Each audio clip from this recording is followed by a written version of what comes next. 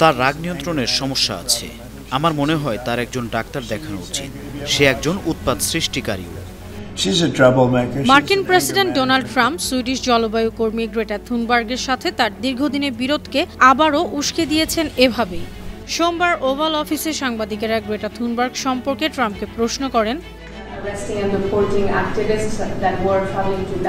Israeli সরকার আজ গাজা ভ্রমণকারী নৌকাযাত্রী কর্মীদের গ্রেপ্তার ও নির্বাসন দিচ্ছে।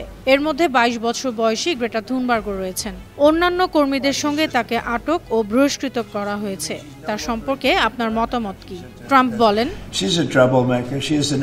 গ্রেটা একজন উৎপাত সৃষ্টিকারী। তিনি এখন আর পরিবেশ নিয়ে কাজ করছেন না, তিনি এসব করে বেড়াচ্ছেন। তাকে চিকিৎসক দেখানো উচিত। তার রাগ নিয়ন্ত্রণ জনিত সমস্যা আছে। এর কয়েক মাস আগে গত জুনেও ট্রাম্প তাকে নিয়ে ব্যঙ্গ করেছিলেন। তিনি গ্রেটাকে অদ্ভুত বলে মন্তব্য করেন ও গাজা সংকটে তার সক্রিয়তার সমালোচনা করেন।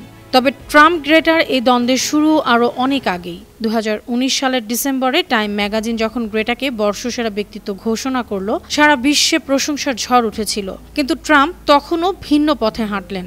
মার্কিন অভিনেত্রী রোমা ডাউনি সামাজিক মাধ্যমে গ্রেটাকে অভিনন্দন জানালে ট্রাম্প সেই পোস্ট রিটুইট করে লেখেন, এটা খুবই হাস্যকর। গ্রেটার উচিত আগে নিজের রাগ নিয়ন্ত্রণের সমস্যা ঠিক করা, তারপর কোনো বন্ধুর সঙ্গে একটি ভালো পুরোনো দিনের সিনেমা দেখতে যেতে হবে। শান্ত হও গ্রেটা, শান্ত হও।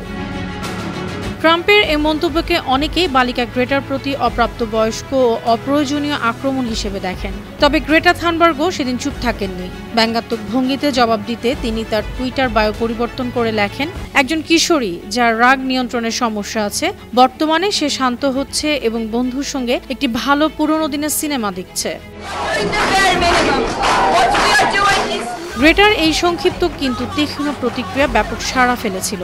এরপর থেকেই ট্রাম্প ও গ্রেটার মধ্যে ঠান্ডা সম্পর্কটি মাঝে মাঝে সংবাদে ফিরে আসে। সাম্প্রতিক মন্তব্যও যেন সেই পুরনো দ্বন্দ্বকে আবারও সামনে এনে দিয়েছে।